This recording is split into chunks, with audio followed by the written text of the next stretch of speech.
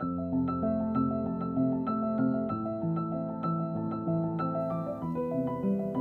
10 دقیقه دوم تحلیل هفتگی در مارکت CFD طلا و برای شروع مارکت در تاریخ 8 سپتامبر که بازم تاکید میکنم در ساعات آینده فعالیت خودش رو شروع میکنه، طبق روال هفته گذشته به جزئیات میپردازیم و میریم ببینیم که چارت در کجا توقف کرد و قرار احتمالاً چه اتفاقی بیفته.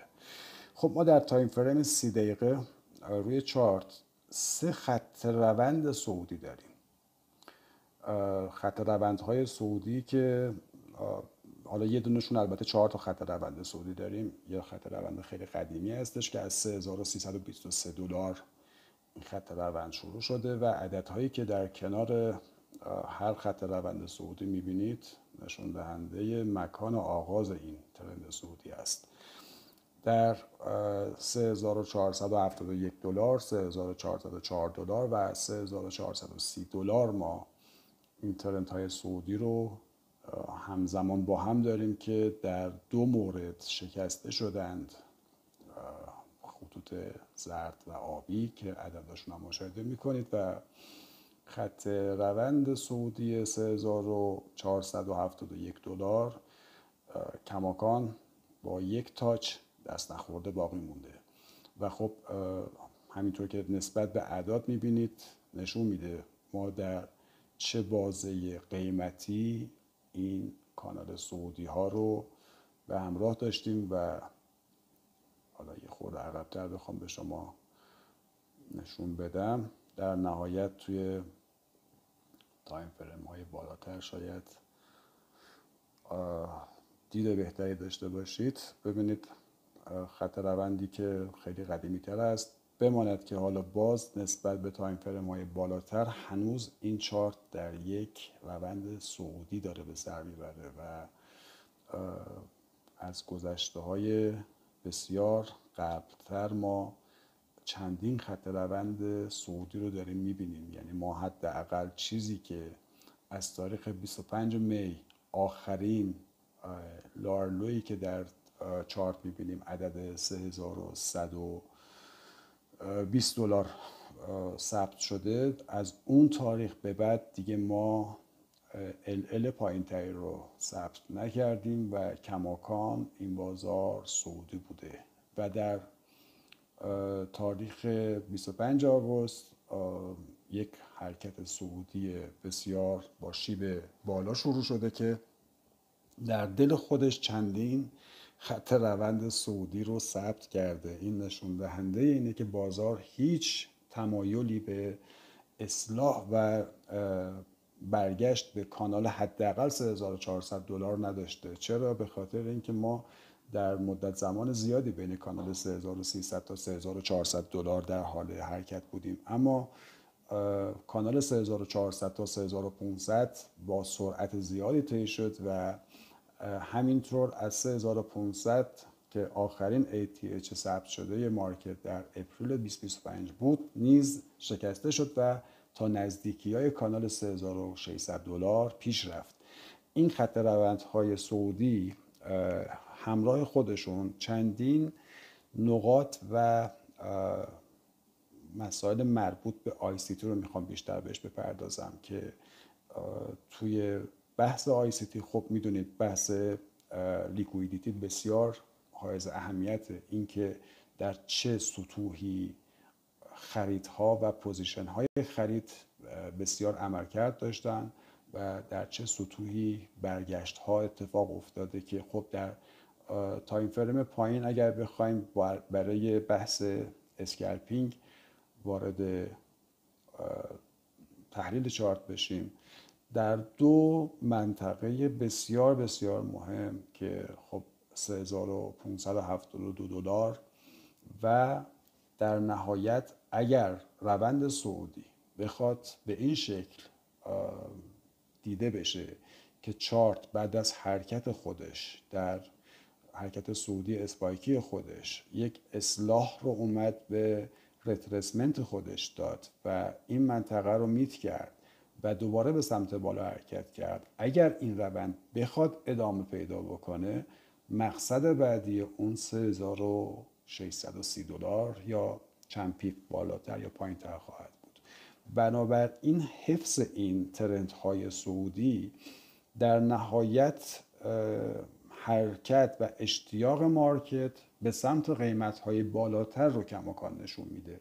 اما با این حال با توجه به گپ های بسیار بزرگی که در تایم فریم های بالاتر در 10 دقیقه اول همین تحلیل مارکت به شما نشون دادم در بازار وجود داره و باید سوخت حرکت چارت رو تأمین بکنه منابع مالی بسیار زیادی که در این فیر ولیو گپ ها خوابیده، این اصلاح برای شروع مارکت میتونه قابل پیش بینی باشه. بیاد این دمند زون های مختلفی که حتی در تایم فریم های پایین آماده دریافت پوزیشن هستن، پوزیشن های بای، و از اینها نیرو بگیره و به حرکت صعودی خودش ادامه بده، برای شروع مارکت در ساعت 1:30 بامداد دوشنبه و حرکت مارکت به سمت سیزن های بعد از سیدنی، سیزن های شرقی، سیزن های خوب شرقی مثل هنگ کنگ و ژاپن و در نهایت سیزن لندن میتونه همراه با اصلاح باشه. این در شرایطیه که در دو خط روند صعودی ما که از کانال $3471 شروع شده این حرکت شکسته بشه. یعنی چی؟ یعنی اینکه مارکت شروع بازار خودش رو با توجه به فیگوری که در انتهای بازار از خودش نشون داد که میخواد اصلاحاتی رو در روند خودش داشته باشه، بیاد و از اینجا به اولین خط روند محکم $3471 خودش واکنش نشون بده. اگر در اینجا، یعنی ما اینو تا سشن لندن اگر این رو داشته باشیم، تا عدد 3471 حداقل چیزیه که احتمال اصلاح داریم. یعنی چی؟ یعنی اینکه خب طبق مسائل مربوط به بحث تکنیکال و شکست خط روندها، معمولاً وقتی یک خط روند شکسته میشه، چارت تا آغاز اون حرکت روند صعودی برای نزول خودش تارگت میذاره. یک بار دیگه بگیم، پس اگر خط روند در تایم فریم بالا شکسته بشه، چارت به سمت شروع اون حرکت روند صعودی خودش که مثلا در این خط $3471 بوده معمولا تارگت میذاره. پس اگر ما در شروع مارکت بخوایم همراه با اصلاح باشیم، بازم دارم تاکید میکنم اگر بخواد چارت اصلاح خودش رو انجام بده، تا $3471 منطقی است. چرا؟ به خاطر اینکه اینجا ما یک اوردر بلاک بسیار معتبر قدیمی داریم که اگر این خط روند شکسته بشه میاد به خط روند $3323 خودش میرسه و اینجا میتونه شکست این خط به عنوان یک فیک بریک آوت دیده بشه و به حرکت خودش به سمت بالا ادامه بده. و در ضمن این عدد ریترسمنت یک حرکت صعودی بسیار بسیار قویه. یعنی چی؟ یعنی ما میایم اینجا ریترسمنت همین حرکت صعودی رو اگر بخوایم بگیریم، نگاه بکنید دقیقاً اون عدد شکست روند صعودی $3471 مواجه میشه با فیبوناچی ریترسمنت، زون فیبوناچی ریترسمنت که معمولاً اصلاحی حرکت هست. در دو حالت پس این عدد قابل دسترسیه. یعنی اگر اصلاح بخواد انجام بشه، هم با شکست خط روند صعودی $3471 میتونیم ما بهش توجه بکنیم، هم به شکل در حقیقت رسیدن به یک خط ترند صعودی بسیار قدیمی با $3323 که میتونه فیک بریک آوتش باشه، هم رسیدن به یک اوردر بلاک بسیار قدیمی، هم فیبوناچی ریترسمنت کل این حرکت صعودی. یعنی ما با 3 تاییدیه میتونیم این اصلاح رو تا این عدد حتمی بدونیم. این چیزیه که قوانین چارت به ما داره میگه. اگر بخوایم این عدد رو مبنای اصلاح اولیه بدونیم، احتمال داره که به اصلاح‌های بعدی، یعنی خود 3323 دلار هم اگر خطش شکسته بشه، در روزهای آینده